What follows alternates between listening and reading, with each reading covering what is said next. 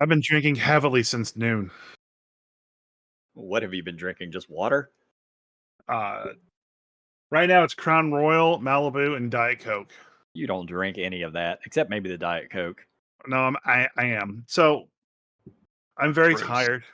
Um, I it was a day, man. Okay, I'm Grippy Dungeon Master Christopher. I'm Grumpy Dungeon Master Jay. We have a special guest and probably a second special guest later on. Say hi, Kristian. Hi, Kristian. Christian's the guy that does all the Planescape stuff. I don't know why That is he's me. here. I thought we were talking about Shadowrun.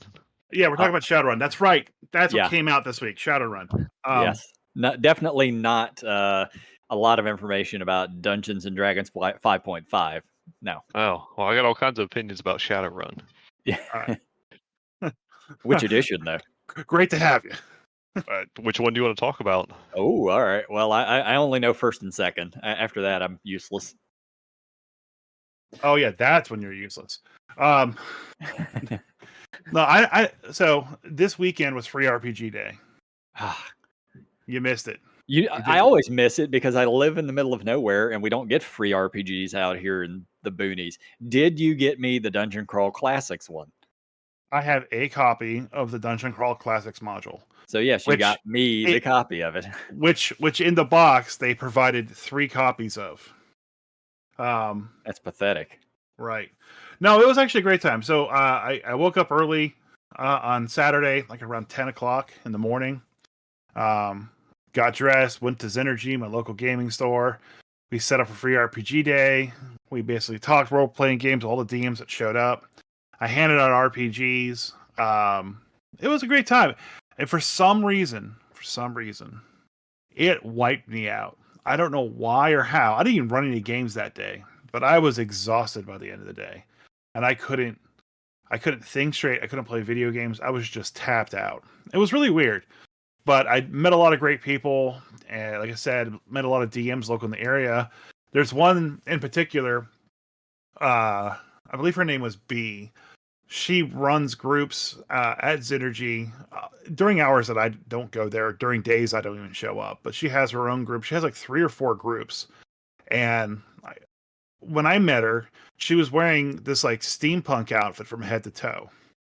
And I didn't really question her or anything because, growing up, or not growing up, but hanging out with all the LARP people that we know and all the cosplayers that we know, that's just a normal day for me. Yeah, that's just par for the course, man. Yeah, you show up in steampunk outfit. I'm not gonna question that at all. I'm good to go. That's you. But I learned later that she doesn't just do that. She dresses up as a unique DM for all of her games, and she has 4 unique games that she plays. I didn't get any details on which one it is, but I believe she's a witch in one, an elf in the other. The steampunk one is a different one, and there's like a 4th costume. It was really weird to get that and just find some cosplayer, some DM that kind of goes so far above and beyond what I do that they come dressed in costume, which is quite fantastic when you really get down to it, Atmosphere is important when running games. I know my buddy Mike, when he runs Ravenloft, like he'll set up, we got skull candles and everything. He, get the lights a little lower, put on like a wizard hat to run it. I put on my Robin Wizard hat. Yep. No, but it was fantastic to get out there and meet everybody and talk about we talked a lot about streaming, actually. That was like the biggest topic of conversation, and how to get streaming games to actually happen, and kind of just, running games for a lot of people that other people can watch, and what's out there and available, and what people would want to do better than that. So it was very interesting. Xenergy gave us door prizes. I was able to give away a giant young adult dragon, white dragon. Nice. Which was fun. It was a big miniature. And okay, it was a miniature. Got it. Yeah.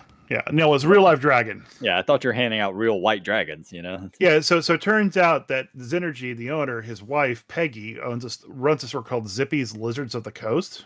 Yep. And I've mentioned a few times on the stream. But it turns out they can actually breed actual dragons. And they have actual white dragons now. And the thing is, is that's not entirely untruthful. They actually use a breed of the gecko that they breed, which is called like a bearded dragon. And it's got like this big, cool, like spiky beard on it. It's pretty cool. Does it have wings and can it breathe ice on my drink? Well, it's still a baby gecko. So once you raise it to a full adulthood, then yes. All right, sweet. Yeah, that's a Grumpy Dungeon Master guarantee. You buy a gecko from Zippy's Lizards of the Coast, it will grow into a full dragon and freeze your coffee for you. No refunds. Yeah, Kristian, you love coffee, right? I sure do. But the Uh, different kind of coffee you make for iced coffee. Yeah. It is. Yeah, that's It how sure much. is. That's how much I know about coffee. Nothing. I know it comes from beans. So, I guess the topic for today is going to be one singular topic, and it's going to be the revised, or what's it called? They're calling it the 5e revised videos that were released by Watsu this week. So They're- I heard somebody mention that they were calling D&D 5.5 revised. I have a problem with that because what happens when they release 5.6? Is it revised or re-revised? Well, I don't since think this is even 5.5. This is 5.2. Yeah, I would say if this was a piece of software I was publishing, this would definitely be a 5.1 release because 5e would be 5.0. I think Tasha's and Monsters of the Multiverse and Fizzbands and those kind of books that came out in that little time period constitute your 5.1 because you saw them start to change their design philosophy. Yeah, okay, that's fair. That's fair. So yeah, this would be 5.2. It's a point release. That's what this is. This is a point release. It's hard for me to not call it 5.5, but I could get behind a 5.1 or 5.2 at least. But also, as my experience with work in the past week is sometimes people don't have release version numbers for their software that they independently develop in house, and just go by the day they release the new software. So this could also just be, as they called it a few times, the 2024 version. I noticed them calling it a lot in the video, 2014 and 2024. Yeah, I don't think anybody's going to get behind that, but Some software does actually just release as that year. Like it is, like in where I work, we use Cold Fusion, and Cold Fusion is Cold Fusion 2024. That is the release of that version of the software, and that's how they go about it. Yeah, I record a lot of cloud softwares, and which is just like, okay, that's in the cloud, so it's just this year it's approved to use for this year, and come at me next year. So like to get on the naming thing, they're not calling it 5.5. They're calling it 2014. They're calling it 2024. They're also calling it revised. They're calling it 5e revised more often than not. So they're calling it 5e re, or 5e revised. I think we could all regardless of what they're calling it, their messaging around the version and the changes, like their messaging around this whole thing has been a disaster. Regardless of what the changes they do are good or bad, the way they've messaged and handled talking about it has been poor, abysmal. If you don't even know what to call the edition and you're a couple months away from release, that's a problem. Yeah. But I agree. And again, too, like the naming conventions for all of 5th has been very weird. As in Xanathar's and Tasha's, the Of Everything book was really neat, but everyone kept calling them Xanathar's or Tasha's. No one was calling them Player's Handbook 2 or Player Handbook 3, which is essentially what they were. I really hope they either stick with the Of Everything and keep that going as a new Player Handbook releases, or they get back to what they were doing since first, which is Player Handbook 1, Player Handbook 2, Player Handbook 3. It's not the most fanciest, trendiest social media name title, but at least it helps you keep an idea of what you're actually playing. I think the reason they got away from that is I have actually, and I don't know how many people, I have actually talked to people at conventions who, when they were doing like 2 and 3, just thought that those were the latest ones, so that they didn't need to own 1. They could just own 3 because they were like, oh, well, this must be the latest one, so I'll get the latest one. And wow. that'll Okay. actually hit into half the reason why I've asked my wife to join us tonight is because we were reviewing, and there's my wife right there. Perfect timing. We were reviewing the video that they released about the player's handbook and the discussion of it, and we kept getting the impression that this new release of D&D is essentially made for new people only. Screw you, you've been playing for years. We don't care. We're not really going to give you anything, and we're going to dumb down everything so everyone can play. So say hi, Shelley. Hi, Shelley. She So did the same joke Kristian did. yeah, I know everybody does that. Everyone Great does minds that. think alike. Yep. My buddy Mike does it when he's on here, like everyone does. It's great. Yes. All right. So with your statement of they're dumbing it down only for new players, I'm going to go with a yes and a no. We'll get to it more specifics later. So just hold on that for now. Yeah. All Okay. right. All right. I got my opinions on your opinion. Yeah. Yeah. So essentially, what I'm going to do is I'm going to go through our little check notes here, and pretty much my wife and I earlier today, which is why I started drinking at noon, sat down and we watched the new video release that came out earlier week about the player's handbook, and we kind of just took notes about what we thought. And I'm just going to kind of start at the top, and we could bring up some topics here and there, and we'll cover everything that we've been talking about internally for the past week or so, and kind of cover some new things that we saw on the video. So are you first just going to do that? Are you just going to do that first video, or are you going to get into the individual class ones? Just the individuals, the class ones, we will not have time for. We'll do those later. But by God, that we kind of like peruse those a little bit. There's a lot there too. Yeah. There are like a couple of things from a couple of the classes that I will bring up that are class specific, but they matter to me, so I wanted to mention them. But we can wait for later on that. Yeah. So I'm gonna put the link to the player's handbook video in our podcast chat. Definitely take a look and watch it and get an idea of what Wizards is trying to get done with the new release, because they were a little bit specific with what they wanted, but it seemed like they still didn't answer any definitive questions with how they wanted before. So anyways, first note we have on the video, and this is kind of a positive thing. So we're starting this discussion hamburger with a positive, as all discussion hamburgers should be. And it's about the art of the book. All right. The art of the book is fantastic. I think that the art direction that they have, and they brought the art director on in that video to kind of discuss what their original concept was, how they wanted to start basing it off of old works from first and second edition and from third edition, and get back to that old style of artwork to kind of like take a moment out of time, is I believe what they said, and get that documented down. Specifically, there's an art piece at 6 minutes and 50 seconds in the video, which is the original Dungeons and Dragons cartoon group trying to break into a tomb. And all around them, there's like these vase mimics that are awakening. It looks like they're about to be attacked. And I know we've talked a little bit about the cover arts in the past, but seeing all the artworks that they have for all the classes, there is a specific piece of art for every single subclass in the book. And I believe they said there was 48 different subclasses. Mm-hmm. Yes. So a piece of art for each of them. There's line art all throughout the book as you make your classes.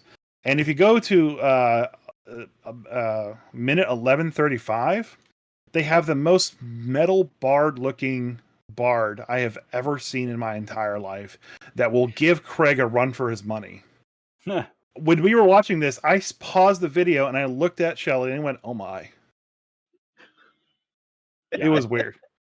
Oh, okay. I see her. I had to get to that video. Yeah, it's Dazzler with a guitar. It is Dazzler with a guitar, yeah. So the art in this book is just fantastic. Like, it really. Is there any complaints with it so far? I mean, do you want my opinion? Yes. I hate most of it. Okay, as I thought, yeah. Yeah. And why do you hate most of it? I can tell it's CG, every bit of it. Okay. I mean, that's the simple of it. It doesn't appeal to me. Art is very subjective. I like physical medium. That's not physical medium.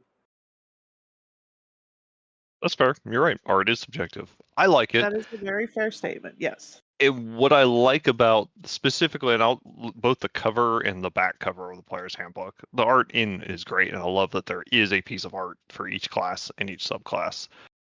But it shows kind of the whole concept of the game on the book. It is a group of heroes facing off against some bad guys, and it is a whole group. It's not like one guy or two guys, or what was it? It's the second edition player's handbook. This is a weird, like a guy and maybe another guy in the distance riding on a horse through a canyon. Like, this shows real quick, this is what this game is about. Yeah. And like I like the monster manual that has like Minx getting ready for battle. It's got someone wrapped up in a tendril. It's got another person casting a spell. And like you look at it as a whole, you see that there's a beholder coming down about to eat somebody. There's monsters and mimics everywhere. Like I said, Minx is getting ready for battle. But then you look and find Boo. And Boo is just kind of this little tiny detail added right next to Minx. And he's like already diving in to attack somebody while everyone else is kind of like getting ready. Yeah, he Going is for in the fact eyes. going for the eyes. That's what Boo does. Exactly what he should be doing. He's gonna die. I feel sorry for him. So I think the artwork's great. I think they're doing a really fantastic job about this. And remember too, they're going back to Greyhawk with this edition. So we don't know how much of that yet, though. The cover art does suggest there will be some of that in the player's handbook because those are some classic Greyhawk heroes. Yeah. But they've only specifically mentioned that Greyhawk will be featured in the Dungeon Master's Guide. So how much of it is in the PHB? They got the original artist back for the map from the Greyhawk. I'm not sure who that was. Our buddy Dan knows. Mike Shelley. That was it. They're a fantastic cartographer. Right. I'm looking forward to that. So we've gushed enough about the art. Here's the biggest first contention thing that I have from that video is they finally came out and said in specifics, and I feel terrible about this because I've been selling this the wrong way now for years, or not for years, but for months. They stated that the Xanathars and the Tasha updates would still apply for the new edition. And I didn't say how much of it or how specific, and I assume some of it would change. But in this video, they specifically stated that the books are no longer needed, that they have included the spells from Tasha's and Xanathars that they want to move forward, and have expanded the spell list in the player's handbook to include those spells and new spells. And so you don't need the Xanathars and Tasha's anymore at all. And I've been advising people in my local gaming stores that, hey, yeah, I knew the new edition's coming out, and I understand you don't want to buy these books yet because they may be expiring, but these videos that they said 6 months ago that Tasha's would still apply has basically been proven false with this video. Are they including all of the subclasses from Tasha's and Xanathars? We'll get that when we discuss subclasses. Well, it's a yes or no. If they're not including them, then those books are still relevant. Okay, no, they're not including all of them. Then those books are still relevant. Like I'm currently playing. No, Jay. We'll handle that when we get to subclasses because there's another big problem that my wife actually pointed out. All right, which is half the reasons why she's here. We'll cover that when we get to subclasses. But hold a note on that. How about we get to subclasses? Just skip ahead. No, here's. I think I always anticipated this would be the case. Because they're, like I said, like we started in the beginning, like their messaging around this has been a mess from day one, and it has never gotten better. It has just continued to be a disaster, and they've changed courses seemingly, over a dozen times about what they're doing and what was going to be. The whole thing has been awful, and I kind of just foresaw that, like, I know where this is going. I know how big corporations work. Yeah. and they're going to want you to get the latest and greatest, just like every time Microsoft does an update or any other big megalithic corporation. They want you only on the latest version. They want you buying that stuff. They don't want to tell you until the last minute because they want you to keep buying the old stuff until they have the new thing ready for you to buy. Right. So when they didn't say what exactly what spells they were taking over, but like, are they taking over silvery barbs? You know, Hopefully, it does not show up. if No, it doesn't I'm show sure up, it's not. if it doesn't show up, what's going to happen? Well, that's in I'm gonna Strixhaven. quit That's playing. not in either of those books. That's fair. Say it again, Shelley. I said if they take away silvery barbs, I'll quit playing. If they take away silvery barbs, I might start running 5e again. Yeah, well, they have told you some of the things they're bringing over. They are bringing over all the new summon spells from Tasha's, and I believe they're taking over a good number of the new No, cantrips. they actually stated that they took a look at Tasha's, saw how that was working with the summons, and then redesigned the summons around that philosophy. No, they said that the flat out the summons. I think they're gonna, but no, those summons from Tasha's are coming over. They might be tweaked a little bit, but those summon aberration and stuff, because it's part of one of the subclasses they go over, is one of those spells specifically from Tasha's. So those ones are coming over. Well, Some of the maybe. cantrips are coming over. I think they specifically at one point answered that those booming blade, green flame blade, those that are really popular. So that was they talked about the books, and this comes up later when we discuss subclasses and we discuss how the 2014 classes work with 2024. I'm already calling it 14 and 24. Jesus. Anyways, One of us. One of us. Tell it Hasbro line. So they have new crafting rules. I think they talk about that in a different video, but they do have a lot of new crafting rules. In the player's handbook, they said that they're going to have crafting rules for potions and magic scrolls, and the DMG will have rules for creating magic items and stuff.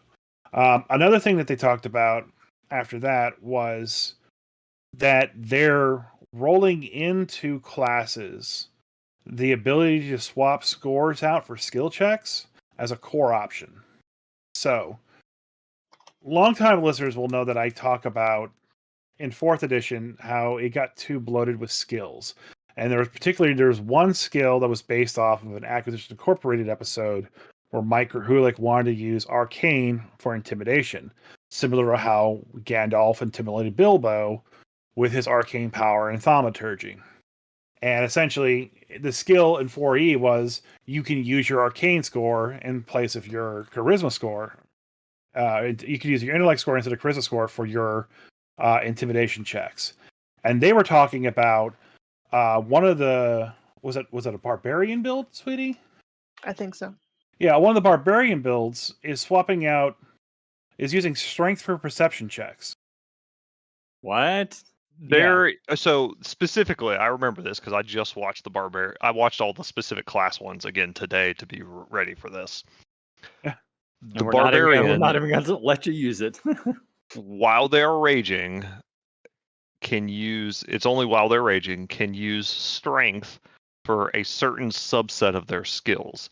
Now, there's already been a couple people that pointed out that some of these, I think like Treant Monk and some of these other YouTubers that have advanced copies, that they have made some mistakes in the videos that they have posted of saying you can use certain skills in places that is not in the printed edition of the player's handbook that they have.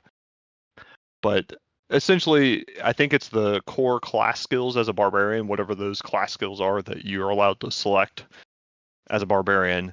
While you're raging, you can use strength instead of whatever the normal skill is for some skills. So subset of skills. I use this variant. This is currently a variant rule in 5e to be able to swap out a core skill score with a different one, like doing an acrobatics check with strength instead of dexterity, because things like that, doing the arcana intimidation thing. And that sometimes makes sense. It doesn't happen often, but I like it that it's there. But if it's going to become like a standard thing for all the classes that are all going to have unique things like that, that's just going to bloat everything up, in my opinion. I don't think they all have that. I think that was specific to the barbarian. The fighter has a thing where they can expend a use of second wind to add to a skill check they're making. But Yeah, they're not swapping. They're not swapping the score. They're just right. boosting a skill. I did remember seeing that where they could use their second winds. Now you have charges per long rest. The barbarian's the only one they've shown so far where you're specifically swapping out your ability score for a skill check. Because I'd be really afraid of showing up to my game on Saturday and my wife going, "Hey, can I swap out charisma in place of intimidation, or not intimidation, but instead of acrobatics? Can I like flourish it and still be successful?" Maybe. Yeah. In general, I don't think it's a good idea to be using other stats for specific skills. Those skills are that way for a reason. They generally make more sense. With the very, if you can give your DM a really good reason why, and the DM's good with it, sure, but that shouldn't be a core rule in the book. So I agree. I think it's a great case by case thing, like the Gandalf thing. If you mention, hey, I'm going to cast thaumaturgy and I want to use it to intimidate somebody. Yeah. Okay. So Shelley, being the only player in this, what's your perspective on that?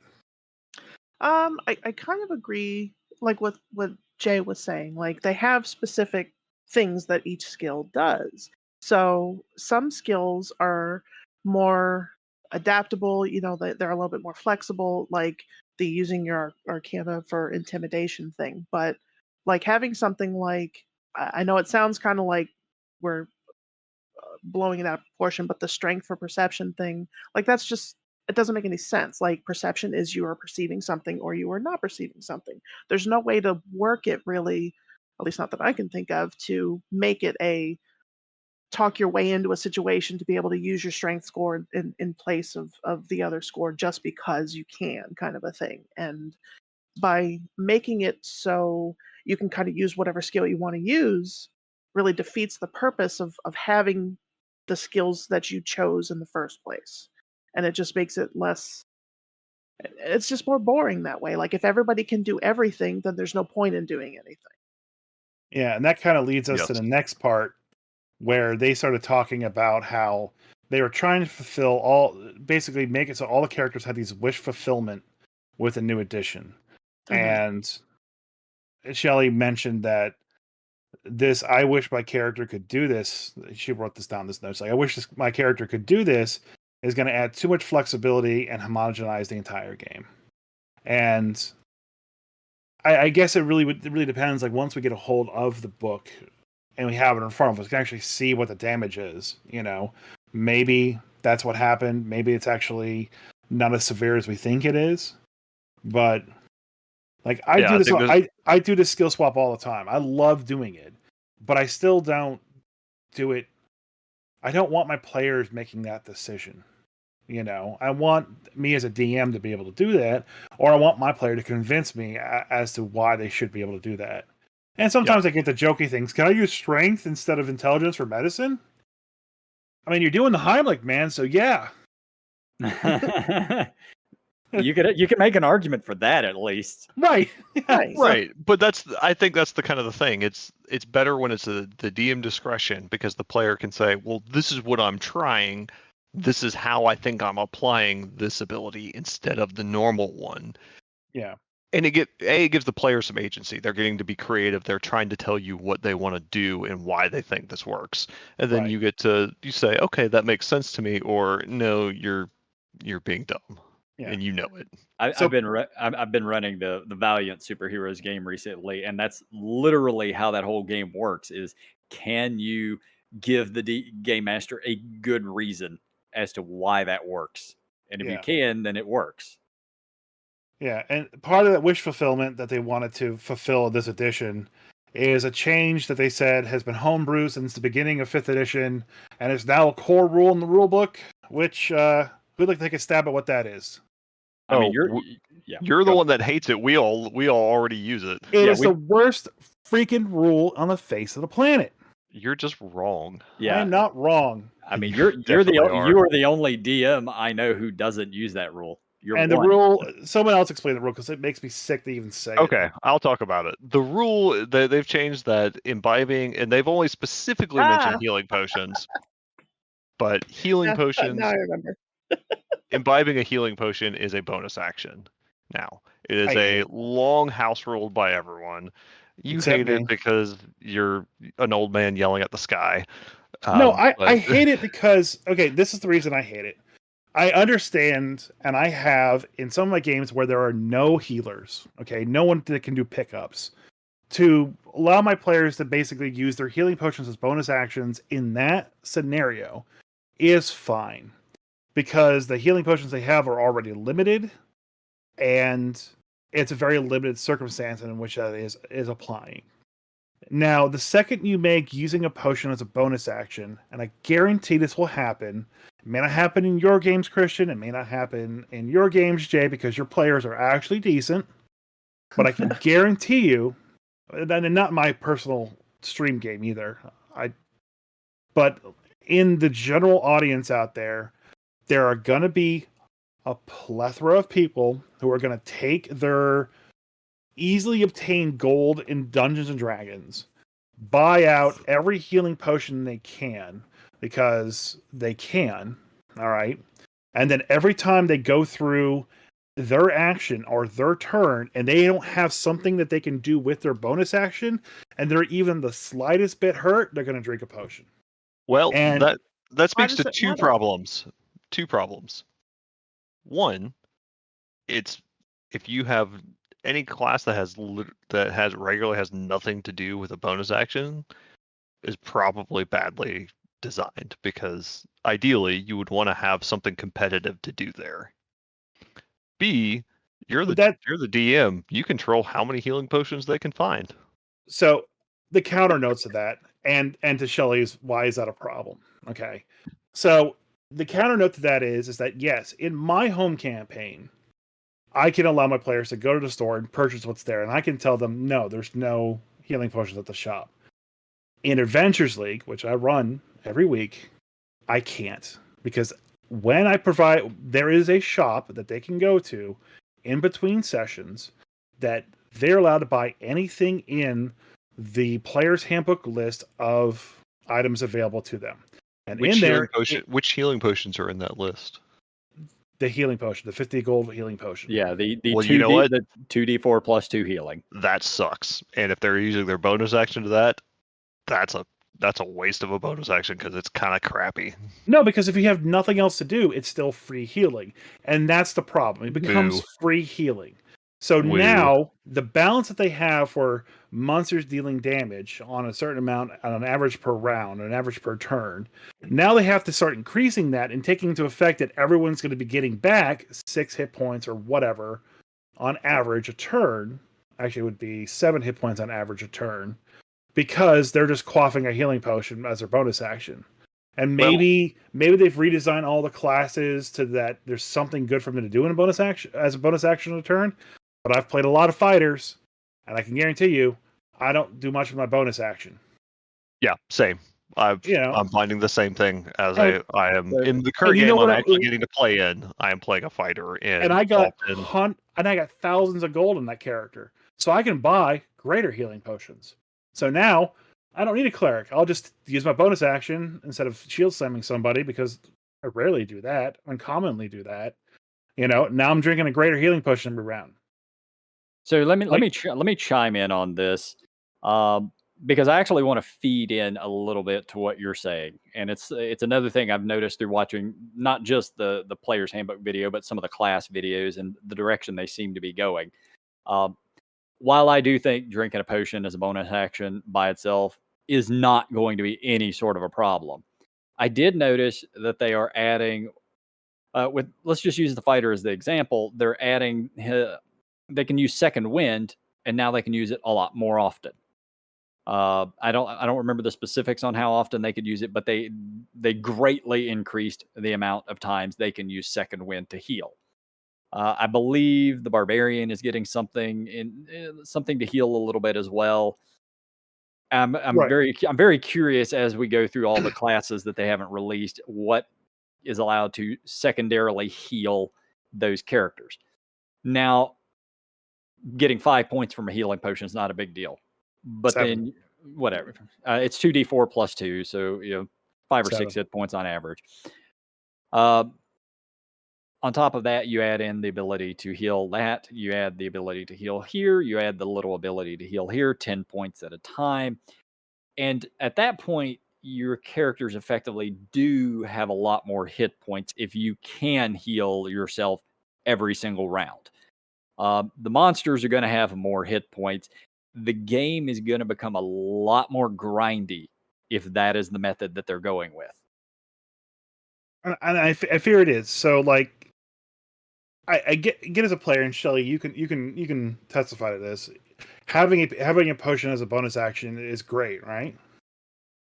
Yeah, that would be an awesome thing to be able to have as an option. But I mean, like for me personally, I don't know that I would think about it that often. Like I've got, plenty of stuff to do. Like Yeah, Kristian said, there's you're a you got to bard. have something to do. Yeah. I mean, even as a bard, I've always got something I can do, and I have to like think about which option is best for this turn. But like I think even in general in other classes I've played where I wasn't a big I've got a million and two bonus actions to choose from, I don't think people are going to really think about it that often. Maybe in times when they would actually need it, where you're in a situation like you said that has no healers or anything like that, where somebody said, "Hey, let's stock up on potions just in case," and I don't see how your scenario of somebody just quaffing a potion every turn is going to be very likely, because I don't think people honestly will think about it except in times of need, which really probably isn't going to be that often. I played a lot of Diablo 2, and I'm pressing those potion buttons Here's on my cooldown. here's my counterpoint though, because what you're really describing is more of a problem player, somebody who's trying to Yes. exploit the system to buy all the stuff and do that action because it's the optimal tweaked thing out to do. Mhm. Even if that's not there, they're going to find something else to exploit. That person Yeah. is always going to find the rule to exploit. So it has nothing to do whether that one is bad or not. They will find something because there will always be something. Right. It's the problem with the player, not as the system. Like that's a bad thing. For most players, I think they're mostly like your wife, like Shelley. They're gonna go, oh, okay, yeah, I could use a healing potion, I guess. But they're probably not doing it to like I gotta stay at maximum hit points, so I'm gonna buy like 50 of these and I'm gonna drink it every round, and that's just what I do. Most players are not gonna be like that. Right. Your problem players are gonna find a way to be a problem no matter what. Even if it's not in the rules, they're gonna find a way to be a problem for you. I mean, that is that is fair. So this kind of triggered a memory that I had about the 4th edition transition to 5th edition. So in 4th edition, you had your action, your move, and a minor action. Okay, there was a term for it. I think it was major minor move or something like that. And that was basically just what you could repeat. The mantra you could repeat it was your turn. You have a major action, a minor action, and a move action. Do all of them. Okay. And they specifically said in the development of 5e that they wanted to get rid of the requirement from the players that always has something to do with the minor action, which is why they changed the name from minor action to bonus action, because they wanted to inflict to the player that this is not a requirement for you to use every single turn. And instead is a bonus thing for you to use if available. And they said most classes have a lot of things to do with their bonus action, like a rogue or a cleric, or a sorcerer, for example, that can leverage the bonus action more, but that's not a requirement of all classes. So going into 5e revised, where they're now making it so, oh yeah, now you have charges of second wind. That's going to use up your bonus action. We're going to add more things to the bonus action, so you're always using your bonus action each turn. They're going back to the way the problem was that they identified as themselves in 4th edition, that people are getting stuck on this minor action all the time and are going to get hung up and slow the game down because they're trying to figure out what to do for the bonus action so they don't lose that action economy. And I don't like I think said, the problem was the minor action or bonus action, whatever, whichever one. That wasn't the problem itself. It was just they identified the wrong problem with 4E. That was not the problem with 4E. I know I've blocked most of 4E from my memory for my sanity's sake, but that's something that was that not they the problem identified. with 4E. That's something that they identified as an issue. So Yeah, they were wrong. I mean, If it yeah. is a decade later, so yeah, maybe they've gone back on that. everybody always having bonus actions to do with experienced players, not going to be a problem. With new players, yeah, that can be a problem because they are going to always be looking, or somebody's going to have to remind them, you should do this, this round, every round, because it's just going to add a little more to the game. For new players, it could be a little bit of a problem. Yeah, I mean, Shelley, since you're the player representative here, what's your thoughts? I kind of feel like if you have something to do, you should do it. Like, there's been times where I've looked at the situation and to just use the bard as an example, you know, to try and figure out what the best thing to do to advance the party's actions, really. So whether it be, using my bonus action as another attack or tossing somebody some bardic inspiration, something like that, like that's I like to look at it in the sense of what should I do to keep us moving forward in the right direction, whether it be in combat or out of combat. And I feel like, again, kind of going back to the problem player thing, I feel like it's only problem players that are going to be like obsessing about the bonus action part, the min maxing of this is what you do every time. This is the meta of what you do for every round. Like, I feel like that's a very dedicated player issue. Not the general populace is going to be worrying about having to do something every single time. But again, if you have something to do and it will benefit, there's no reason not to. But I don't think it should be held against somebody either if you don't use your bonus action, because again, it is a bonus action. But it's kind of a thing of balance, I think. And that's fair. Like I said, I am just looking at it from my perspective. I just see people buying an obscene, and honestly, I'll be perfectly honest. If I'm a player, I'm doing this.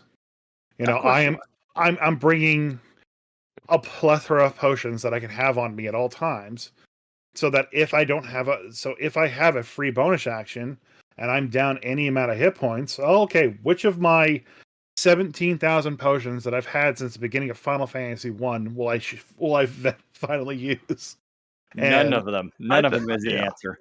Yeah, I think Shelley's got the right of it here, and I think, well, you know what, this is an interesting thing. Shelley, how long have you been playing D&D or RPGs in gosh. general, or Uh tabletop RPGs? Tabletop RPGs since right before COVID. So Okay, so 3 years. this is a great perspective, because I think Chris and Jay, the three of us sometimes fall into that. Like, we've been playing this and especially me and Jay, for decades. We are old hats at RPGs. We are the old men Yep. that have been doing this. We know the things to do. We know how to optimize. We know, so we're accustomed to finding the holes in the systems and the exploits and all of the most optimal things that you can do. And so sometimes we get that experience bias in the way we look at all of these rules and all of these announcements, because we've been doing it for so long. We have a bias of the things that we've experienced, the things that we've been through, the things that we know how to do that translate from edition to edition to edition. yeah, and and like I said, so that's half the reason why I wanted to hear is because like even later we'll come up to some stuff that like I didn't even think about that perspective and thing. So it's like I don't know. I started playing Diablo 2 recently again, and like I just see myself quaffing potions every 2 seconds to stay alive. Oh, I'm minorly hurt as my fighter. Oh no, I better quaff a potion and move on. It's just. Yeah, but that's a video game though. Yeah, but that's the way I think. It's the way I operate on a regular basis. It's like, okay, I have this action available to me. I'm gonna make use of it. So. I mean, if we're talking about like a lot of hit points coming back, like I don't feel like 7 hit points is a lot, regardless of your level, because if you think about it, low level players are not coming in with enough gold to be buying a 30 stack of potions. So it's not like somebody that could recover 100% from one healing potion is probably going to be having them. You're going to be having to be a higher level to have that kind of money. Getting 7 hit points back, there's spells that do that. There's spells that give you hit points back if you get a killing blow or whatever. What is that other one? There's a warlock spell that gives you health back after a couple things. It's not really that different. We're not talking about high numbers here. Yeah. I Yeah, guess. we actually ran out of healing potions last night in our game. We're third level. We're third level. We even looted healing potions and just had to go through all of them, despite having people who could heal us. Yeah. All right, so moving off of the potion discussion and keeping things moving forward, because it was an hour-long video. We were at like 3 pages of notes, like 23 minutes in. It was we're 45 minutes into the podcast and we barely started. So, they discussed background art. There's a piece of art for every single background, which is there's some really nice art there. So and this also brings up the next major change that they have is that the backgrounds are now going to obtain the ability score increases. So each background will have 3 associated skills that you can put your +1, +2, or 3 +1s in. And so essentially they shifted it away from what they now call a species instead of a race. We'll get to that in a second. Yeah. They shifted away from the species and moved it to the background. And honestly, I'm really happy for this change. Me too. I always thought background is more appropriate for your ability scores because, like, I understand the flavor of you're a dwarf. You have a super high constitution. I love that, but the background feels better for you're a barkeep. Okay, so your constitution's high because of that. Like that fits better. And like I'm gonna lose out on Goliath being super strong. So getting the +2 to strength or whatnot. Not if you take a background where they can be. Oh wait, right. Any background can be for the most part. So or guess what? You get to control where you put your scores. So even if your background doesn't get the bonus, just put a good score there. Mm-hmm. Yeah, and so problem solved. We talked about it for a little bit in the AL for the past couple podcasts. We're talking about the barbarian, the lady that's playing a barbarian in our group. She plays a high elf, noble background barbarian, and the joke is she's always sitting there sipping tea with her pinky up, and the second the pinky goes down, she's in a rage, and like that's it. There's no big wild like I'm in a rage. So the noble doesn't have. It has, I think, wisdom, con, and intelligence. Or I don't know, it's charisma, intelligence, and con as their 3 scores. So, like, yeah, the +2 can go in con, and, the +1 can go in charisma, I guess. And then you standard array, strength up there as well, too, and dex up there. So there may be a few edge cases where this isn't going to work anymore perfectly. But I would say that I could probably argue that we still don't have those edge cases with everything being aligned to the species. And real quick, species. Okay, go ahead. Is that not the worst replacement name for races ever? So it is. I don't know. I'm a biology nerd, so it makes sense to me. It is. I have 2 things on this. It is the most correct term.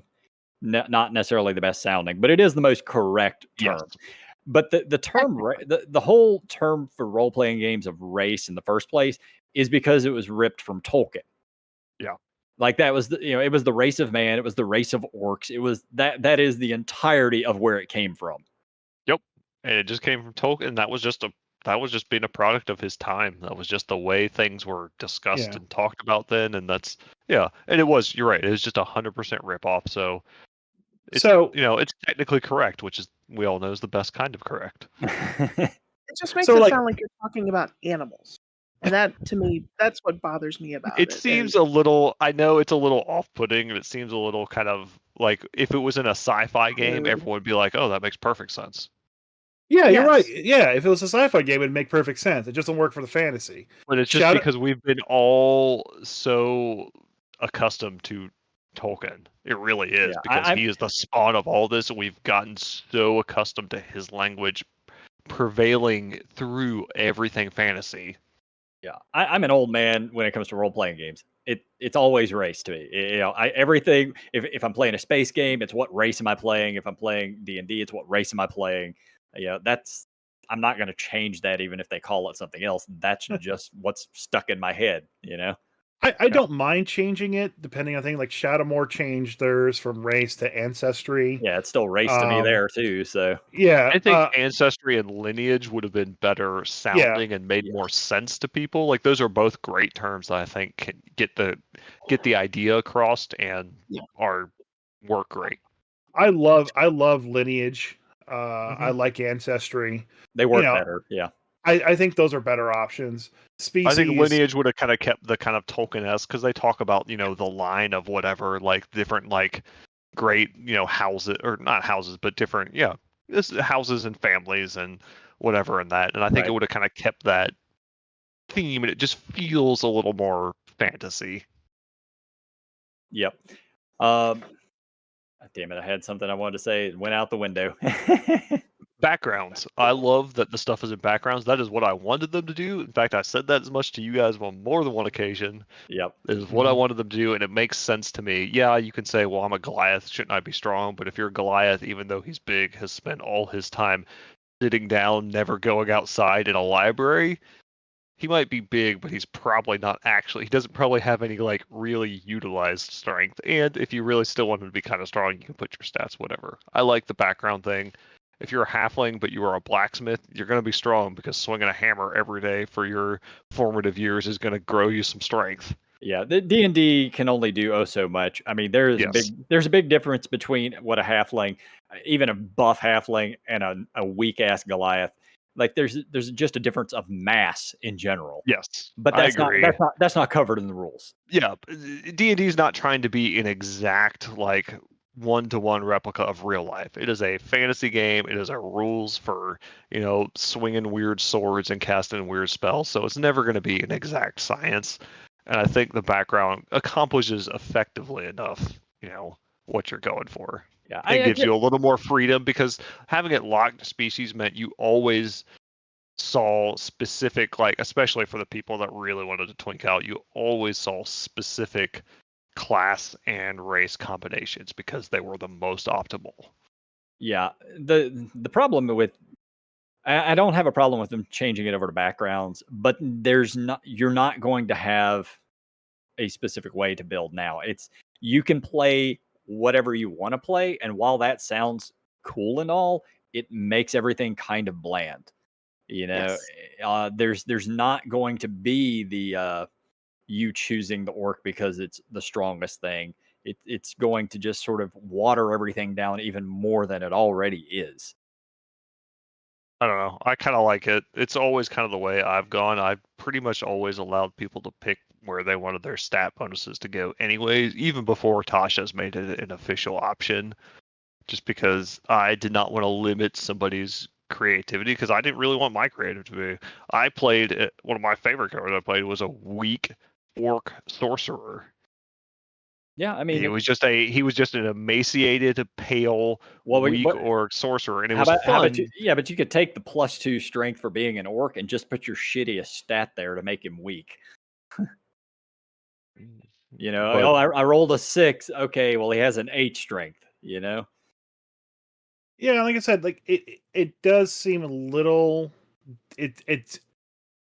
I guess the question that comes down to is like, does it still maintain the D&D flair? Like, I think that the stats being on the background makes more logical game theory sense to me Me too. than sitting with the race. But if when they make this change, is it still going to be D&D? From my perspective, as long as you get the +2/+1, I think that's what's key more than aligning to the race.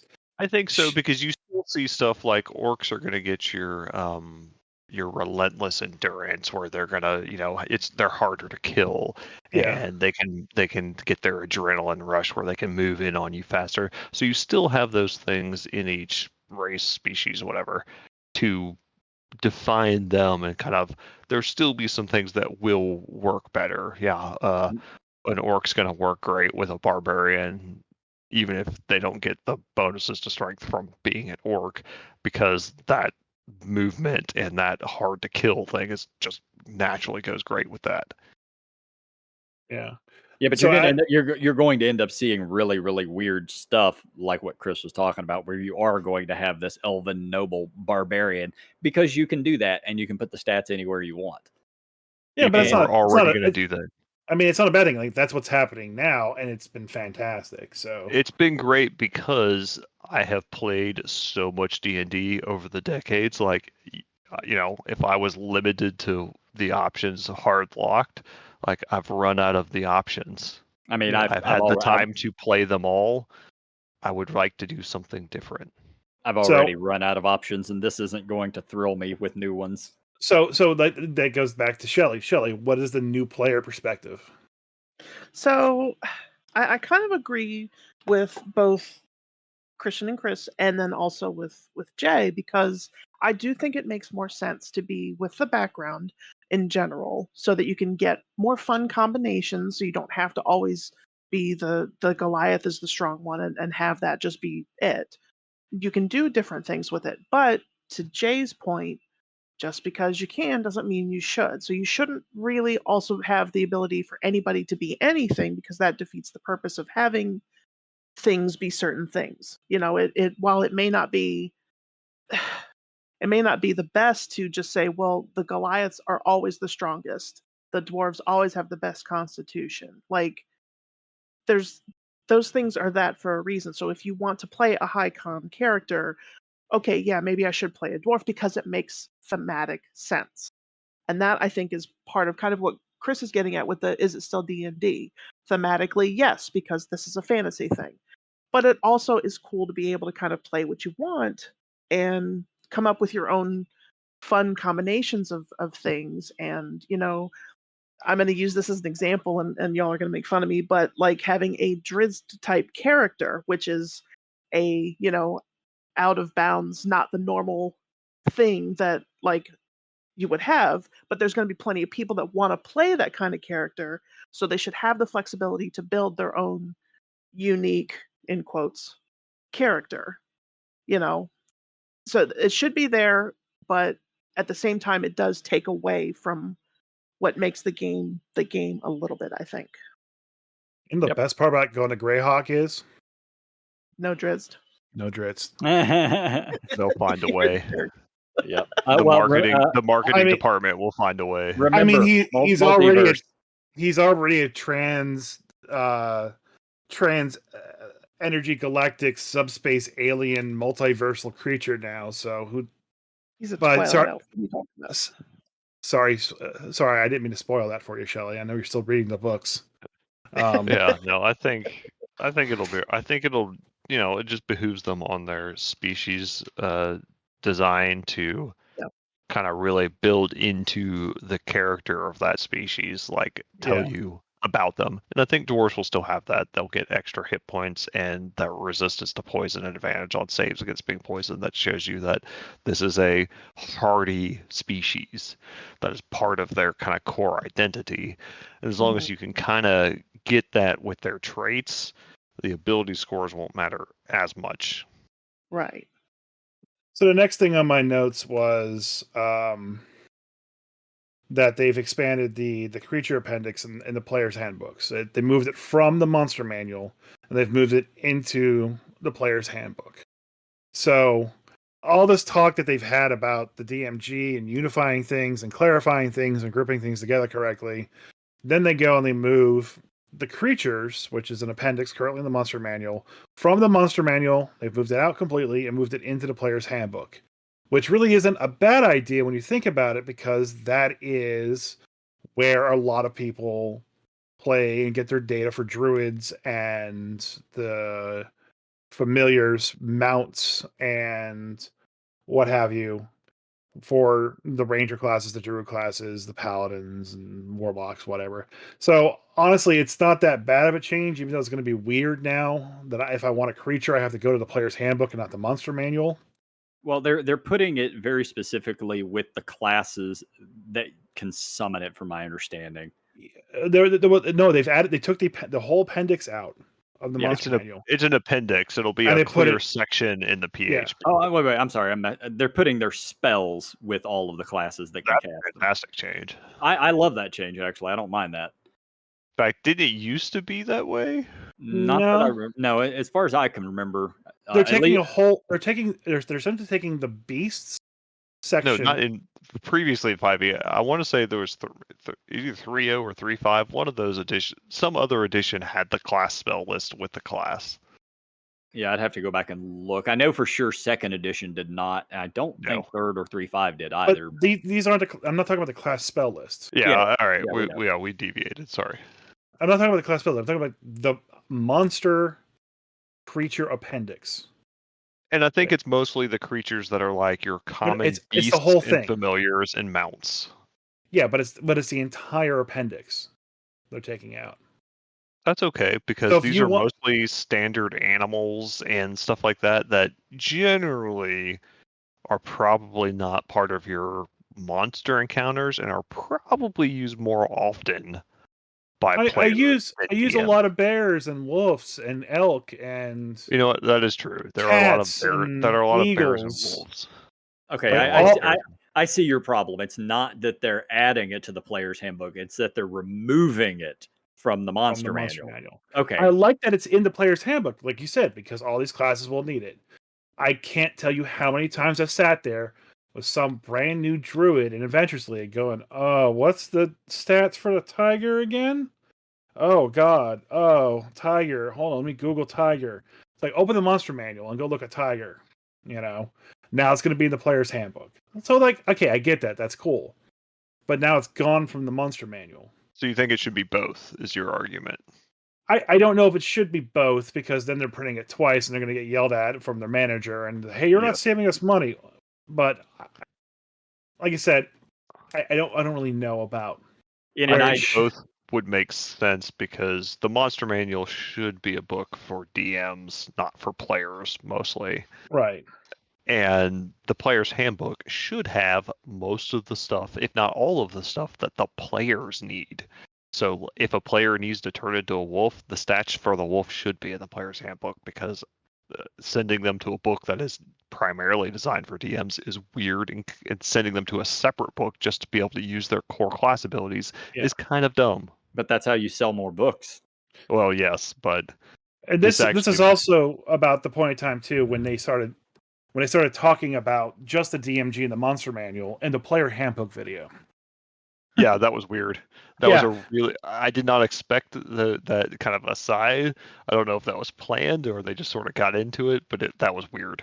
Yeah. I thought this was a whole reveal of the PHP and all the advertising around it is PHP, but they did spend a decent portion of time talking about the MM and the DM's guide. So they talked about the stat block revision, which we've talked about on the podcast before. We made fun of Vecna. I actually showed a number of players the Vecna change, and it's like, this is how monsters are handled now. Hold on. Yeah. So we just talked. I guess we should talk about it here. We talked about it offline. So me and my buddy Mike, we tested out Acerak versus Vecna. Stat versus stat. We actually sat down and rolled dice. I was playing Acerak, he was playing Vecna, and we dueled it out. How'd that work? So Vecna wins on the technicality that he has 5 legendary resist as opposed to Acerak's 3. If it was 3 and 3, Acerak wins 90% of the time. Did Based you on give having him? spell list? Well, Acerak has shield and counterspell, both as just at will spells. Yeah. So he effectively has a 26 armor class compared to an 18 armor class. Yeah. He I mean, always can Vecna counterspell. does have his infinite counterspell as a reaction. Yeah, Which, but the thing with Acerak is he has the staff that can curse you, making you you have vulnerability to necrotic damage, and then he could do a 6d12 necrotic damage every round. So it'd be 24d6. Yeah. So But Okay. they PHP. started talking about the stack block revision and this discussion, and I had this at Free RPG Day. I showed my wife the Vecna changes and how they're handling spell-like abilities now, and ultimately they said they're doing this so they can be more approachable for new DM. And then Shelley brought up the question just out of the blue. It's like, why does it have to be new DM friendly? And I didn't know how to answer that. It's like I was thinking back as like when I started my DM life cycle, I never opened the DMG. And I even said that, like, I'm gonna sit down and read the DMG in 2022. I never did. There's nothing in the DMG that I didn't learn from the player's handbook about how to do stuff and run stuff, and watching other people run games and learning my style and playing a lot of games and eventually getting what it is. So they were talking about how Chris Perkins was wanting to rewrite the entire DMG to make it actually useful. But really all it seems like he's done, and this, maybe it's a good thing, maybe it's a bad thing, I'm not sure, but he's made the DMG easier to use and more approachable for newer DMs, but it's kind of left us older DMs out in the cold. Like, Maybe. We don't know yet. we don't know. But Yeah, we don't. let me put this a counterpoint to how I started D&D. Mhm. I did not come up as a player or somebody that had any experience from D&D. I read some fantasy books and then realized that they were part of something called D&D. I started out with the Dragonlance books when I was very young. In elementary school, and I then learned that those were part of something called Dungeons and Dragons, and that it was a game that you could play.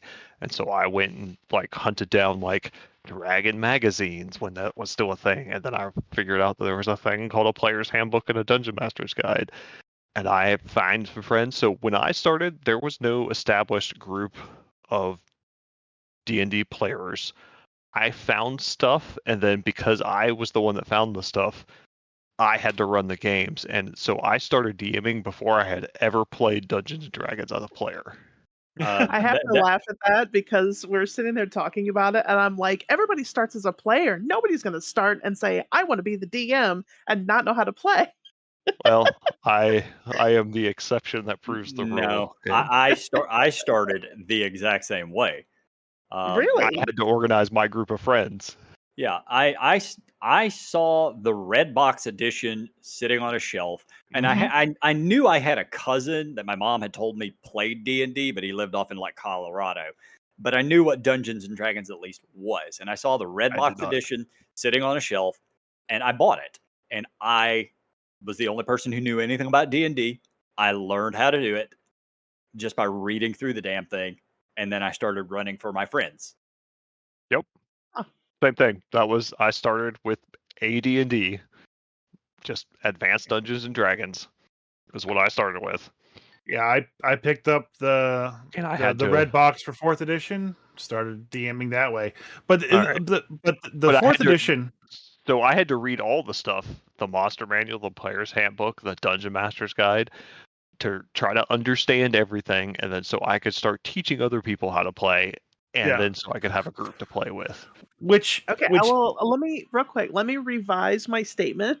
I think it was more what I was asking was, why does it have to be new DM friendly? What exactly do they mean by that? Because when we were at that point in the video, they were just giving a lot of vague information about it. They weren't really giving specifics. So kind of more what I was leaning towards was, why does it have to be new DM friendly? Why are you going to try and make it a book for brand new players and be like, this is it right here, this is what you have to use? What exactly do they mean by That's just that's That's what kind of that's what a what remains. starter set Yeah, is for. yeah. What it Yeah. remains to be seen is, I hope that this is something, because when I started doing stuff, I felt like I had no idea what I was doing, and that the what was the equivalent of the Dungeon Master's Guide at the time wasn't really great in telling you what you should be doing or how you should run a game or how you should design a campaign world. And so I was just kind of winging everything. And I think it's kind of cool that they are actually, and the implementation remains to be seen, but I think it is cool that they're going to put in the bones of a campaign setting and say, like, this is how you should start out doing things. And while I may not need that anymore, man, the middle school, me, Yeah. sixth grade me would kill to have that guidebook in front of me, and so I could feel better about running that first time thing for my Yeah. friends. And this jumps ahead a little bit to the DMG section, but it seems kind of point to bring it up here. They did, when they were talking about it, they talked about how they added the Bastion system, about how to build a stronghold. It starts at level 5. Why is that not in the player's handbook? I don't know. And then Shelley wrote down, I was kind of like doing stuff in the kitchen, but she wrote down here, Bastion turns too much. And I know what she was talking about, because she's talking about how, like, if the players don't show up and you miss a session, you could have everyone do a Bastion turn and forward their Bastions a little bit, and they can start building Bastions. And then I told Shelley the history of how strongholds kind of worked in the older editions of D&D. And Shelley, do you want to build a Bastion? Not really. Yeah, okay. I have the feeling the vast majority of campaigns, the Bastions is just going to go unused. Yeah. Yes. It will depend on the type of campaign you're running. Yeah. Like early edition, agree. you got one at 9th level. You just get a keep at 9th level if you're a fighter. Then 3rd edition. It also they did had a not book give you for much to do with that keep or tell you what you should Yeah. be or how you could use it. It just But- said you but- got one. But now the Bastion system, and again, this waits till we actually see the video about Bastions. It's like it has its own turn things. The players have to keep track of it. Chris Perkins said it's like the players are their own DMs on their own things. So we'll have to talk about that when they actually get more details. But they added the Bastion system. They've improved the treasure chapter. They have a cosmology chapter, which they normally do on every DMG. Yep. Planescape. And when he was talking about the DMG more, I kind of got the feeling that they weren't giving examples on how D&D works, but they were giving examples of complete functionality. For example, they were talking about, we got a bunch of traps and like how you should use traps, and we've provided all the traps for you. I don't want you to provide all the traps for me. I would love some examples. Give me some examples, like the monster manual, you give me monsters, and the trap manual, you give me traps. That's great. But tell me how to build a trap. Tell me how to build a monster. Yes. How do I calculate a monster's hit points? Well, unless Yes. you really dive into the math of a system outside of the D&D source material, will you ever find the answers to those questions? So I hope to God they actually put that in the DMG, because that game knowledge, that game theory is what I'm looking for, because I want to design a campaign. I want to create my own custom monsters. I don't want to use... I want to know how to do it. I don't just want to have to go to D&D Beyond and have it do it for me.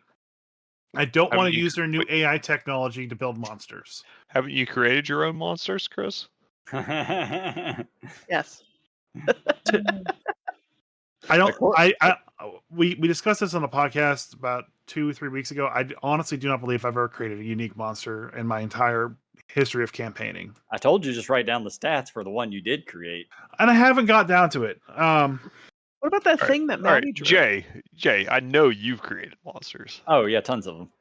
but they didn't make it easy for you to learn how to. You just sort of went on your experience and feeling, I don't right? think. Okay, I when I say just create did. monsters, I mean like go through and figure out why I'm giving this monster a 16 strength instead of 17. So second Uh, edition actually was sorry to interrupt. Second edition was actually pretty good about this.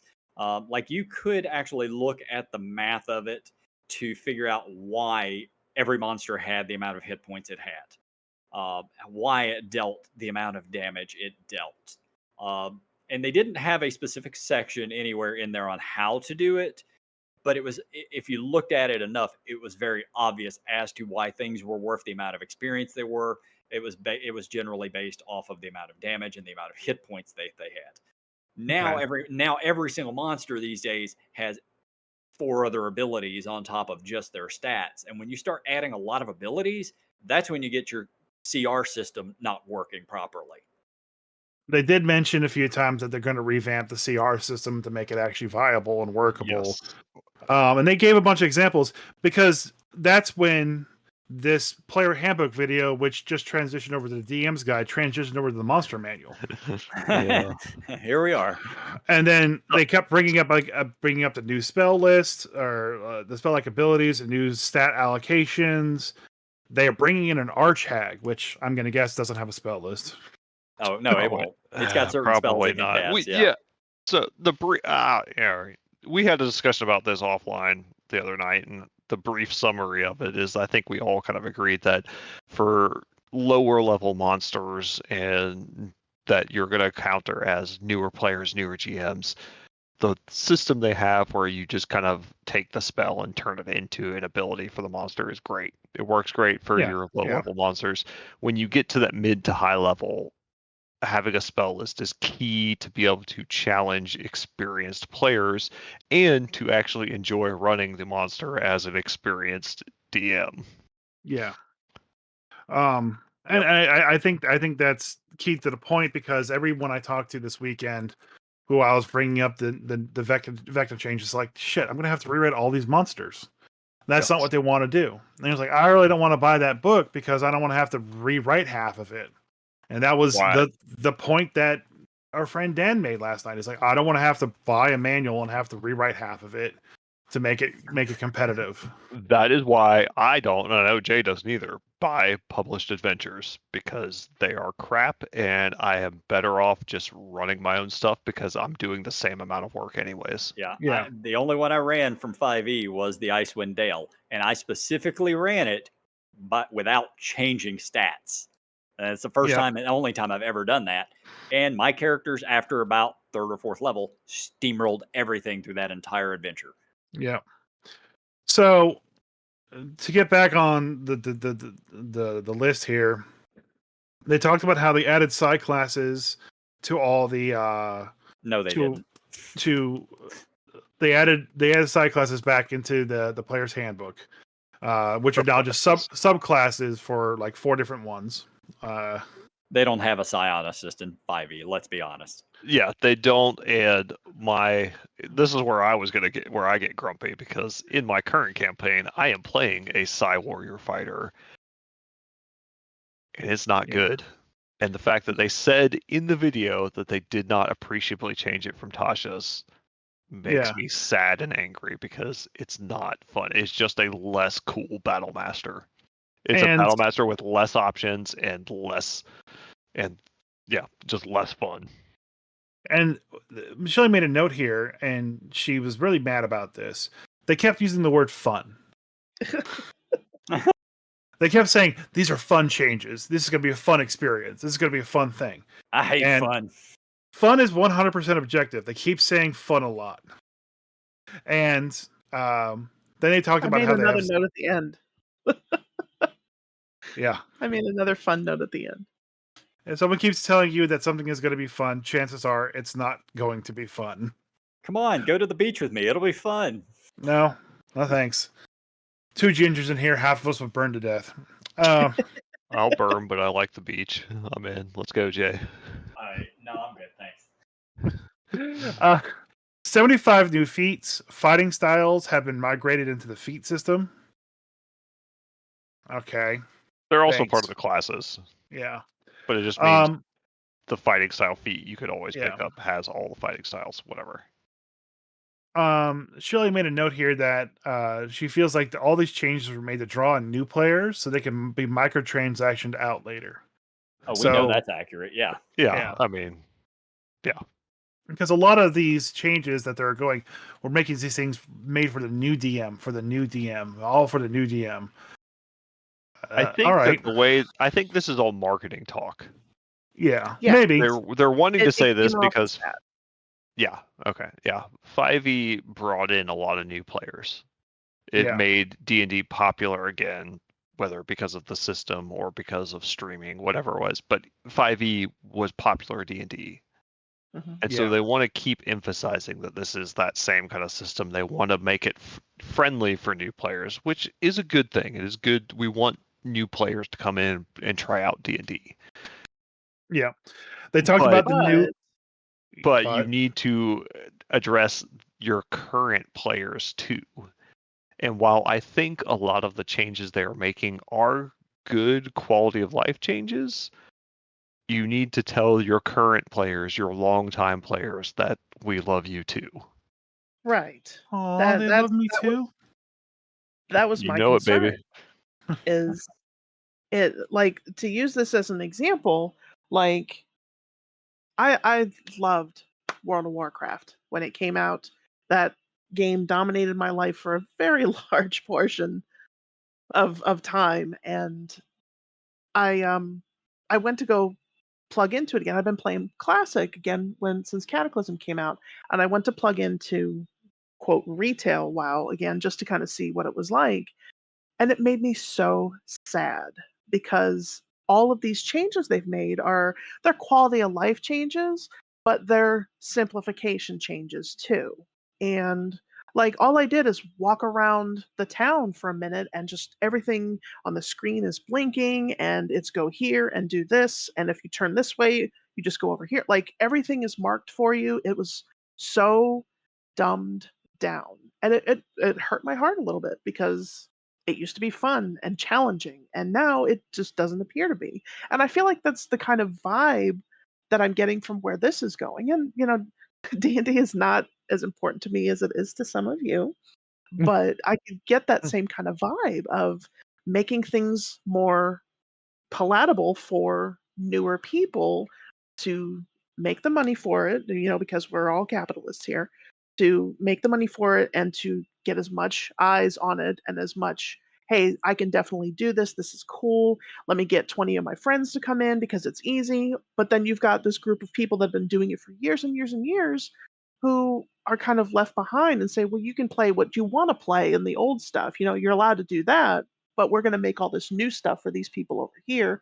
And that's sad.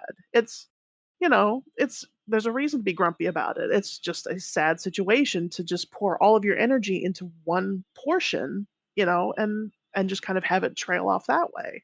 And it's not fair. And I kind of get the vibe with a lot of these changes is that's where it's maybe going to go. Yeah. And that actually brings up the next big point is that, and this is why I wanted to hold off on the subclass discussion from earlier. I forgot what I was going to talk about it. Well, Oh, that's I your know. fault.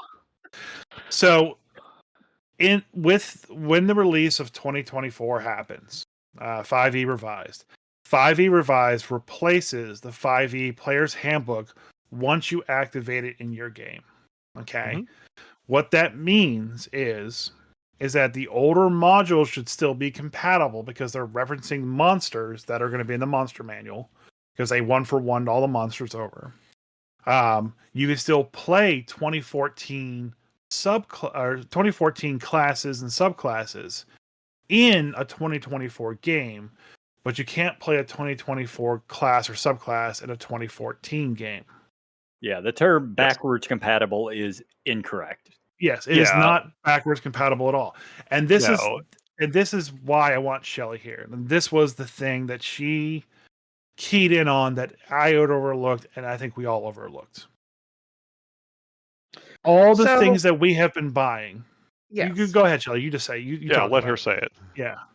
So I dropped a decent amount of money on the Crooked Moon expansion when I backed it. I picked one of the Yep. very Same. very high tiers for it. And they've been working on it and they're doing a lot with it, and they've got a ship date of the end of this year or whatever it is. So I have, plenty of faith that I'm going to actually get it. So that's not the problem. But after watching that video today, like, am I going to be able to use a lot of that stuff? Because, like, it's not just a setting you're buying all the subclasses that they've got and all the races and things like that. I don't want to pull out this whole system and be like, okay, I'm going to run this campaign, you know, but I'm not going to be able to play any of these subclasses because they're not going to really fit with the current 5e rules, you know. So, And sorry. Yes, the simple answer to that is just use the 5e book, not the 5.5 right, book. right. I mean, I know Or that's the simple answer for it, but should I? That's not really fair. You know what I mean? Like, you have all these companies that are putting out all this content, and all these people are going to be buying this stuff, and you've got people like me that aren't that great at running the game per se, and to not be able to use the newer version of the game because I don't understand it enough. That's not you know D&D's fault. That's more on my fault for not knowing well enough. But it seems really shitty to have all this content that's coming out and then have to turn around and be like, well, it's going to be really hard to use with the current rules, so I just have to use the old rule. Like, Yeah. that's not very player friendly. No, I get it. I No. I currently have 3 different 5e Kickstarters that are I say on the way in quotations, that are on the way. I And have two. if I ever decided to run any of them, which knowing me, I probably won't. But if I ever did, I would probably just make it simple on myself and use the 5e book as opposed to the 5.5. And But but like, so what if this is the problem that comes in from that is like the second you're basically telling your players it's like, okay, there's a lot of cool stuff over there, all right, yes. with the new book, but we're not going to touch any of that because I want to use this. So you have to use the bad old stuff. Yeah. You Now can't to By be use the the cool time new stuff. we by don't the know if time it'll work training either, comes so in, it might work fine. I think right. some of the stuff will work. I think your races, species, whatever, will work fine. You can, and they did mention at least that they give you guidance in adapting races and backgrounds from older editions to the new edition. They have a sidebar that details how to do that for players and DMs. So Okay. that is good that they addressed that part of it in the new book, that they directly addressed, hey, we know that there's a lot of old stuff for backgrounds and races that you might want to play that are not in the PHB, and they tell you how to make those viable for the newer system. Now, I don't know if they do that for subclasses. My hope is that there is something similar for No, because subclasses that they they tell changed the you math on the subclasses. they Like did, because they changed that all subclasses get their subclass at 3rd level. right. The Well, rest of the breaks are the remember same. in 2024 you cap out essentially at 19, not 20. All classes finish getting all their class specific abilities by 19, and then level 20 is the epic boon skill But that the only thing everyone that can. matters for subclasses, which is what most of these Kickstarters and new things are creating, are that the level breaks are the same, which they are, aside from the fact that they adapted it so all subclasses start at 3rd level, and the rest of the level breaks are the same. So you could I don't always I don't think they are. they are. They mentioned that, and I've looked at the ones they've released so far. At least all the classes they've detailed so far: fighter, barbarian, Well, paladin. The yeah, level I'm breaks not are worried about that. the subclass level breaks are exactly the same. I'm worried about ranger, rogue, and bard, warlock. The only ones that are going to be different are cleric, warlock, and sorcerer, because those are the ones that used to get something at 1st level. Everything else was at 3rd level. It was just those 3 weirdos that got their stuff at 1st level. And the stuff and it made sense because of what they were, but those are the ones that are going to be affected. So, and I agree, because I think some of the most interesting part of D&D is the fact that you have this Creative Commons OGL, Creative Commons, thank God, thankfully now, that allows these third-party creators. I back Crooked Moon.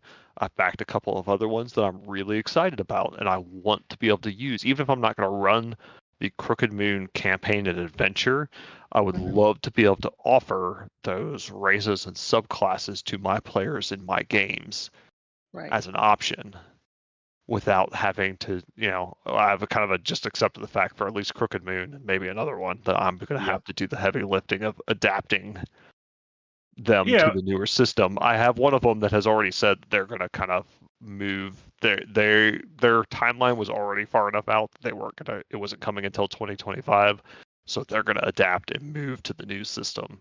Yeah, and that's good at least. I mean, if they have the budget and they have the time, they can do that. Yeah, and Crooked Moon's still a ways out, and they have a lot of money, so they may even do the same thing. I just haven't I heard. hope that they'll be good enough to at least say, hey, we know even if we deliver this in October of 2024, when we say we're going to deliver it, if things change, we'll give you at least the digital version of here's how you should adapt those things that we delivered for the new system, so that you have that would be the things you something. want. Right. I just worry, like, there's another one that I backed it's basically Pokemon. It's about creature collecting and stuff like that, and it has a lot of subclasses, a lot of new monsters and stuff like that. And I assume it's all basically, because it says it's for 5e, it's all basically the same monster manual type stuff, maybe just reskinned or something like that. But like one of the things that sounds really cool about it is it has a whole new class. And that's the kind of thing that I worry about too. If it's a whole new class and it's based off of the math for 5e, is that something like that going to work for the 5D revised or whatever they're calling it? And Yeah, again, it's the same thing. It's out there a ways, so maybe they'll have time to adjust it. And it's not a bigger one like the company that's putting out Crooked Moon. It's like I think it's like one or two people that are doing it, honestly. And so I worry about that kind of thing. I don't want to have to walk down the street to the game store and walk in and be like, okay, I'm here to start a new campaign, but you can't use any of the new books. You can only use the old books. So if you don't have the books, you're gonna have to figure that out. You know what I mean? Yeah, that won't fly. I agree. That is a very valid concern, and that's been part of the problem. Their whole messaging this whole time is that they have bungled it, and it's been awful, and it's not as compatible as they made it out to be and kind of hinted at. And I don't know if that's a corporate Hasbro decision, my favorite theory, or if they have literally just changed gears as they've gone through this. I don't know, but it's been a mess. Yeah. Like with them making a whole new, updated system and everything. My assumption is that because that's a lot of work, and to make it fully 100% backwards compatible without making the changes that they ended up making, it just seems unlikely. I'm fairly sure that was just a decision they had to make to bring out the product they wanted to bring out. Mm-hmm. I don't think Hasbro, above the suits are saying no, you can't have people capping out at 19th level. The people up there, they don't even know what this game is. All they know it's a product they sell. Yeah, right. So yeah, seems unlikely. The other ones, like the two, I had backed Crooked Moon, and then I had backed the Tomb of Gizengax and the Skies of Aberax, which was by Weiss and Hickman. That one I've got the PDFs for it already. There's not really a bunch of subclasses or anything like that. So truthfully, it's more of a setting. I think it'll run just fine. The Tomb of Gizengax, I'm like, it's really mostly just an adventure, so it should be perfectly fine. But that should work. However. Yeah, but for the ones that have subclasses and everything like that, it definitely could end up being a problem. Yep. Agree. I just kind of feel like if you've got more people like me that have a couple years of experience, but maybe haven't had the DM experience that much, so they're coming into it and trying to get people excited for it because they've got these other things that are not just straight out of what WotC or whoever is actually putting it out. They've got these other cool things, but you can't do it the way that they want you to do it because it doesn't use their rules. It's not fair for, I think, the majority of people that are being affected by it. Yeah, 100% agree. Yeah, I mean, it may not be fair, but changes happen, and we knew at some point a new edition was going to come out. It happens in D&D every 10 years or so. And Yeah, I give it. It has Yeah, been no. 10 years since the original 5th edition came out, which is a pretty long time to go. Yeah. And to be fair to D&D, much as I don't want to be fair to Hasbro because they don't deserve it, you have a couple of other systems that are doing the same thing as D&D and are bungling the messaging as same that aren't getting the heat that D&D is getting. Pathfinder is doing Pathfinder Remaster, and they're doing it to get away from D&D. But they said the same thing. Oh, the rules are totally going to be the same. You can play the old classes. You don't have to buy this, blah, blah, blah. But, hey, we've changed a bunch of the classes, and we've made several of the classes more powerful. And like, well, okay, if you've made several of the classes more powerful, why are you telling me that I don't have to change? Like, who's going to want to play the old one if the new one is just straight up better? Yep. Yeah. And you got kind of the same thing with even a smaller game. 13th Age is doing a Kickstarter, for their 2nd edition, and they kind of did the same thing, where they're like, "Oh, you can use all your old 13th Age stuff, but we've made a lot of improvements to all of the classes and player-facing stuff." I'm like, Yeah. it's not. You can't use all your old stuff then, because no player wants to play the crappier version of whatever their class Yeah. was. It's or common. race. Like it's very common. In 3rd edition, it was the same from 3rd to 3.5. Oh yeah. Oh god. All of the core classes from 3.0 to 3.5. Nobody used 3.0 core classes. You might use some of the subclasses, but the core classes, no. They were No, just, why would you ever? Because they were straight up worse. everything was Straight up just worse. it was just better in the 3.5 player's handbook. So Even the subclasses in 3.5, especially once it got going, were way better. yeah, there were still some really, really good ones from the 3rd edition one. But, You got some really broken stuff, especially in the Forgotten Realms nonsense. yeah. Oh yeah. But anyway, Yeah. So speaking of Forgotten Realms, one of the last topics here is that it is Greyhawk now. So throw away all your Forgotten Realms books and buy Greyhawk. I'm cheering for joy if that's true. So they did mention Greyhawk. They were mentioning how in the DMG that they were going to talk about how you run games as DMs, and they were going to provide 5 example adventures and the full Greyhawk campaign setting.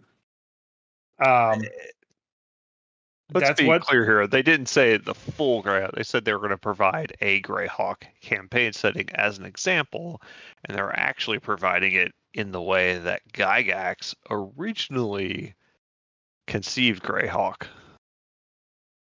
which is here's the bones of a campaign setting, and you're supposed to fill in the details as the DM. Not we give you an exhaustive list of like real world, like here's the breakdown of every population of every city and every like demographics and all the nonsense. Yeah, here's all the lore that you're gonna need for. Yeah, it was supposed to be the bones of a setting that every DM would make their own, and that's kind of what they're doing here. Is they're going to give you an outline of the major region of Greyhawk, the Flaness or however you pronounce it. And it'll give you a couple of highlight areas and then go wild. You're a DM. So here are my issues with that. One, if they're actually going back to how I've been seeing the original modules be written that we've discussed in the podcast the past couple of weeks, then I'd be very happy. Because, like, you know, the keep on the Borderlands, you know, it's like, okay, this is a town that's there. This is the keep on the Borderlands. This is the small map around it. If you go off to the right, there's a big forest there. Do what you want. If you go to the left, there's a desert there. Do what you want. If you go south, the kingdom of whatever's to the south, but you got like an entire area in between that you can do whatever you want with. I like that piecemeal kind of drop in, drop out little sections of stuff. The 4th edition did that with an Interior Vale.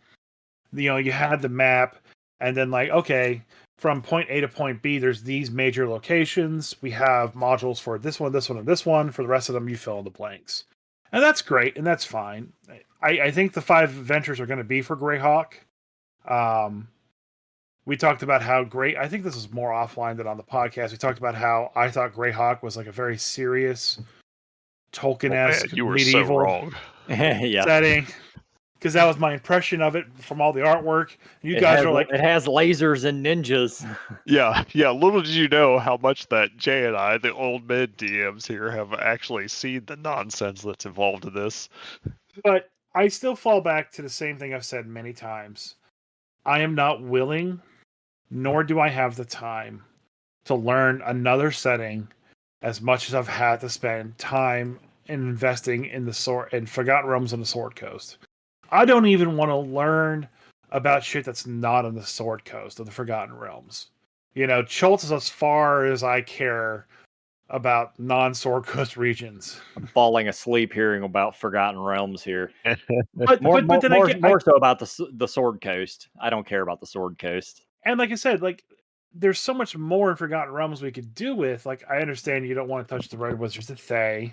Make the Even though- Dales great again. Yes, make the Dales great again. I need that T-shirt, by the way. Like there's so much more they could have done with Forgotten Realms. I don't want Greyhawk. Like I understand that it's this nostalgic place people go to. I understand that I have an entirely incorrect perception of it, and that's fine. But I still don't want to go there. I Forgotten want to Realms- stay in Forgotten Realms. I think that is no, I get that and I understand that, and I don't blame you for that, because in the time that you came into playing D&D, that was the premier setting, and it has been for quite a while. You know, and I get why they're moving to Greyhawk, because it's the 50th anniversary. They're trying to bring back a little bit of that nostalgia, and so the Greyhawk move makes sense in the DMG, as like this is back to our roots of where we came from, and we're going to highlight it again. But I think again that's for players like you and for players that have grown up in the Forgotten Realms, that yeah, this is a little bit about forgetting about you guys, where they could have been gone back to like, hey, let's just highlight another region of the Forgotten Realms that hasn't gotten some time.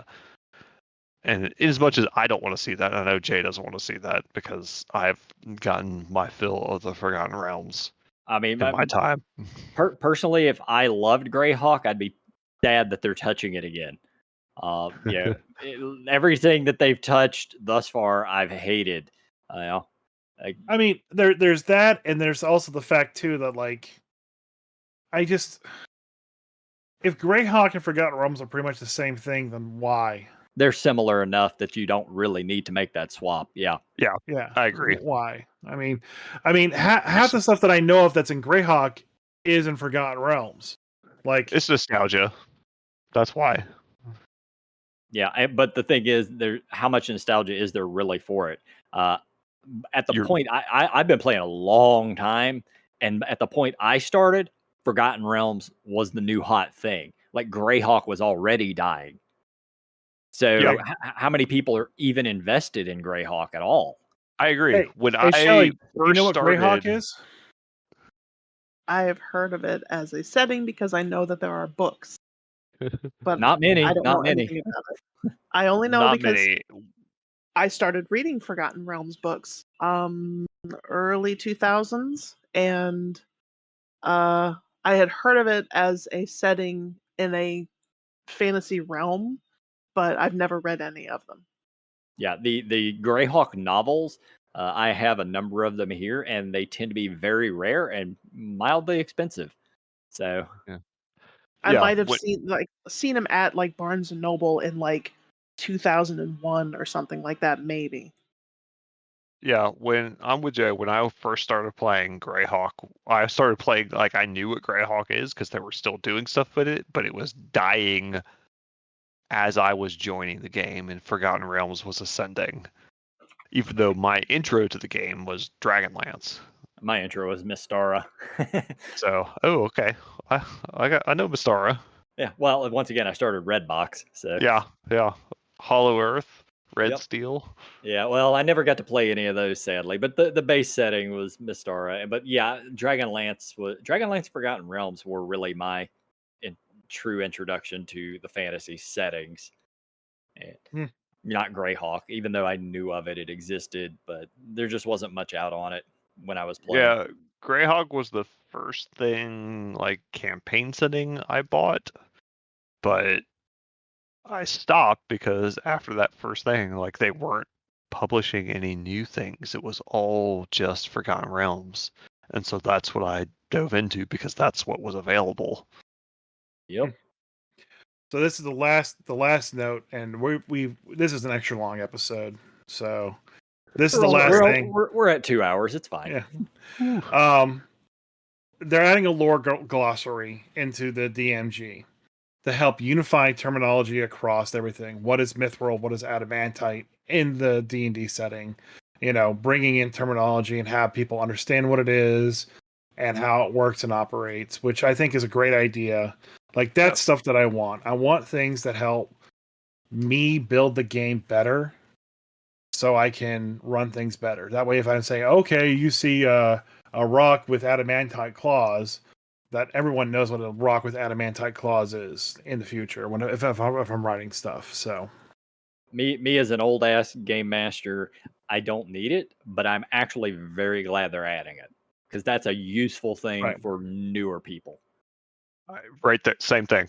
Right there with Jay. I am the old man that like all that stuff exists in my head, but it is actually a worthwhile thing to be in the DMG if I am, I'm old and I'm forgetting something, I want to look something up, or B, just to unify those things so it is written down somewhere other than in places like me and Jay's head. Yeah. I mean, if you look through a lot of the old tabletop games I own, like Shadowrun actually has a terminology glossary for phrases that are used there, like chummer and Nuyen. And what the hell are these? If you're brand new, you have no idea what those things mean. Vampire the Masquerade, same way. And there's no reason that D&D shouldn't have had that literally forever. Yep. Yeah, I agree. So it sounds like we all love the new edition, and we'll all be purchasing it for us, ourselves, and our friends, and running 5e revised games in the near future. Support Hasbro. They are the best. They are good stewards of all properties. Hasbro, Hasbro, Hasbro. Long live Hasbro, aka the mouse. All right, Hasbro, we love you very much. Please pay us. We're starving. Any final comments from you all about 5e revised? Nope. Don't speak up all at once. Jesus. No, I just want to buy the player's handbook when it comes out and just see what's in it. Yep, same thing. I'm not gonna lie. I am going to buy the player's handbook. I'll probably buy the DMG and Monster Manual too. To have at least the core rules.